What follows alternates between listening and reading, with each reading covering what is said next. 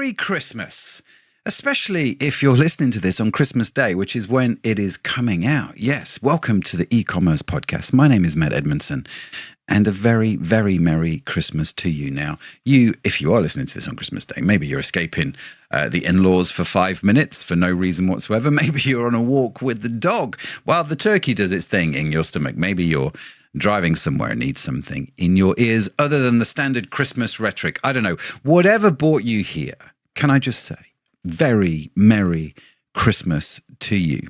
Now, full disclosure, this isn't what I would call a proper episode. Proper episode.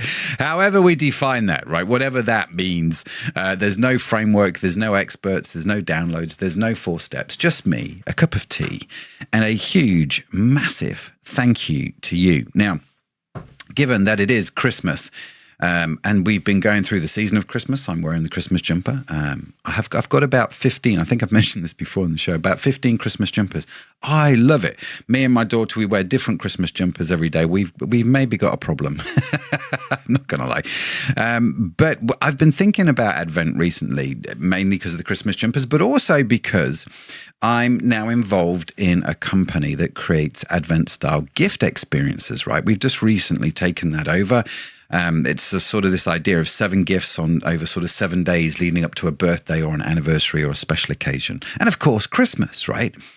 And so, yeah, I've been thinking about this because we were working on some email messaging recently for the company. We're like, right, let's get a hold of the email messaging. It's one of the first things that we did. And shout out to George Bryant, who's a friend of the show, who's been on before. We just literally copied his Apple email sequence ideas. We were just like, how does this work for our Advent-style gift company? And so we started exploring that, and we looked at that, and we looked at this idea of Advent and what Advent actually means, because I didn't really know.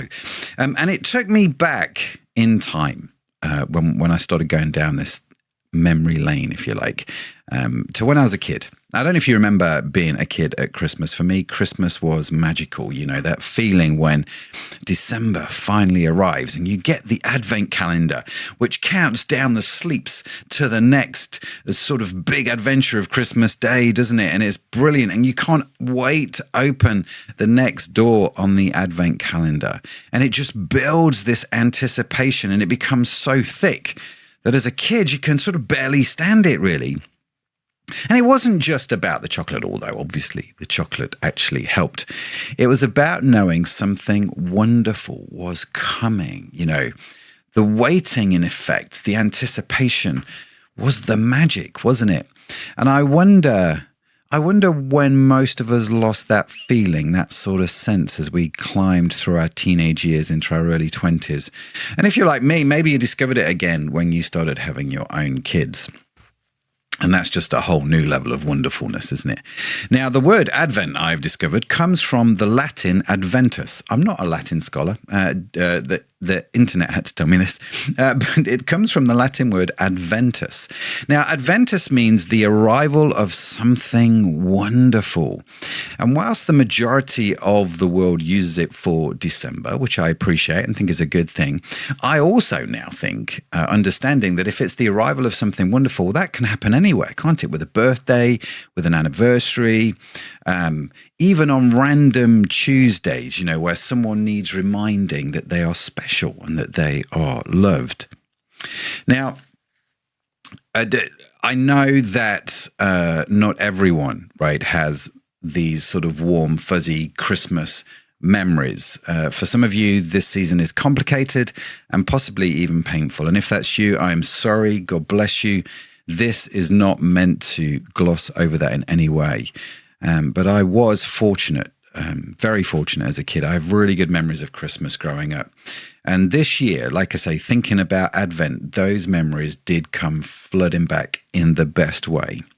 So in this spirit of Christmas, and because I just really can't help myself, if I'm honest, I started to think, well, how does e-commerce connect with the Nativity story? Now, listen, I am personally a man of faith, so this isn't me poking fun at something sacred. Definitely not that, right? But there are some genuinely interesting parallels between the Christmas story and running an e-commerce business. Now, stay with me because these interesting parallels are, well, they're tenuous. Let's be real. But that's okay because it's Christmas, right? And so I think we're allowed to be slightly tenuous on Christmas. So let's get into it, shall we? I thought this would just be, a warm sort of way to do a Christmas Day podcast that's a bit of fun, that's not as long, but just brings a nice Christmas sort of feel to the e-commerce podcast. So bear with me. First, we have the shepherds, okay? Now, the shepherds were... well, they were humble workers out in the field watching their flocks at night. Now, we used to sing as kids, they washed their socks at night because, that was funny and it still is. But let's be, whether they wash their socks or watch their flocks, they're not exactly the right target demographic for an announcement for a royal birth, right? So if you're thinking about doing a big product launch, you identify who your niche market is, who are the best people to announce that, who are the influencers in that sector that we could use. Yeah, you wouldn't have picked the shepherds, right, for this because, well, they were society's undesirables. Let's just put it that way. Yet they were chosen. And it's interesting because they became the first evangelists to this whole affair. They find the baby Jesus, they see what has happened, and they're so moved by it and so connected to it, they immediately started telling everyone what they had seen. And the Bible story,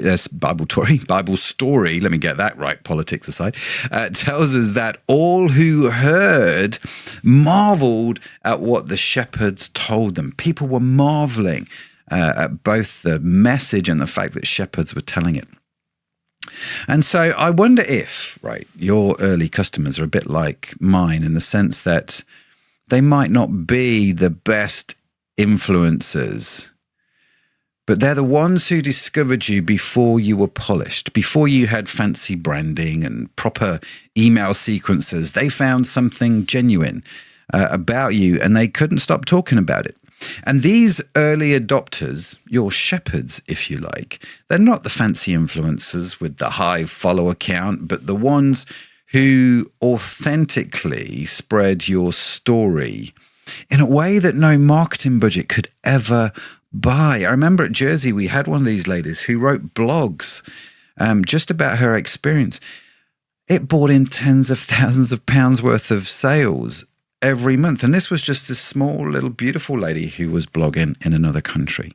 And they're out there right now telling people about your business whilst you're eating Christmas dinner.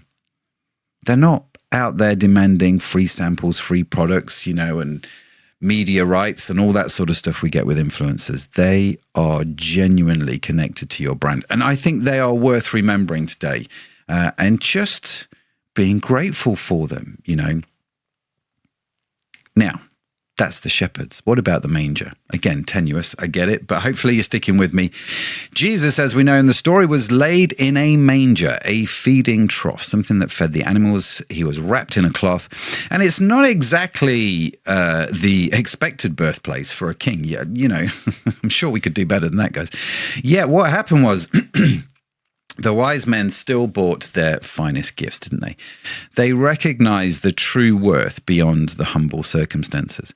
And what's this got to do with the story, Matt? What's this got to do with e-commerce? Well, your e-commerce business might not look impressive compared to, say, your well-funded competitors. Your tech stack might be held together with, I don't know, Hope and Zapier. Oh, I love laughing at my own jokes. Now, your warehouse might be your garage. I don't know, but excellence isn't about having the fanciest infrastructure. It is about faithfully serving your mission with whatever resources you have. Now, the manger was definitely sufficient for its purpose, right? It held the baby. So is your scrappy bootstrap operation, as long as you're genuinely serving your customers well. I think we give too much credence to it sometimes. It's sufficient for now. Let's see what the next year brings, right? And third, and perhaps my favorite part of the Christmas story is in fact Joseph. He is probably my hero, actually, in the Nativity. He barely gets any lines, doesn't he, in the school play, and almost no dialogue in the Bible itself. But watch what he does, right? He responds to, as the story would tell us, angelic direction.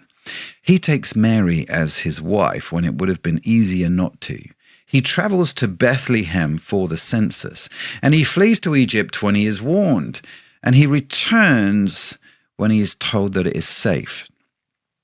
So what's this got to do with the e-commerce business? Well, each decision with Joseph required faith and pretty immediate action, if I'm honest with you. There's no fanfare, no real recognition, just quiet, faithful execution of what was asked of him, really.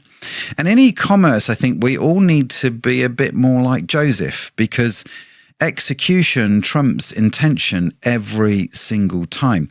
You can have brilliant strategies and beautiful brand guidelines and ambitious growth plans. 2026 is coming up. Man, we are going to kill it.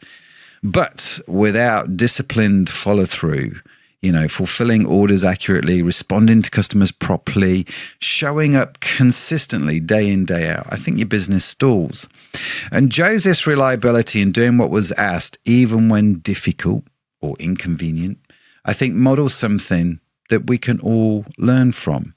A man of quiet faithfulness, just doing the work without needing the spotlight. So, why am I telling you all of this? Partly because it's Christmas and I can, and it's just a great story, but mostly because I just wanted to say thank you and just encourage you this Christmas. Thank you for being part of this community here at EP. Whether you've been listening since the beginning, as I know a lot of you have, or you stumbled onto this particular episode and it's your first time with us. Whether you've implemented everything we've ever talked about on all the shows, if you have, I really want to hear from you, or whether you're just like having something in your ears while you pack your orders, I don't know. You're here, and that definitely means something to me. So, let me just encourage you, because running an e-commerce business, I think, can be lonely. The algorithm changes don't care that you were up at 2 o'clock in the morning with a sick child. The suppliers don't know about your cash flow stress. The customers don't even see the 17 problems that you solved before breakfast. But I think in this community, we all get it. We are all digital Davids in our own way. We are all running at giants, figuring out as we go, trying to build something meaningful with the resources that we have. And I'm genuinely grateful you've let me be a part of your journey this year. So as you get back to whatever your Christmas day looks like, the food, the family, the chaos, the quiet, I hope today has at least had a moment of that Adventist feeling that something wonderful is coming. And I hope for you that it is, because you're building it, right? One order, one customer, one small improvement at a time. So keep going. A Merry Christmas.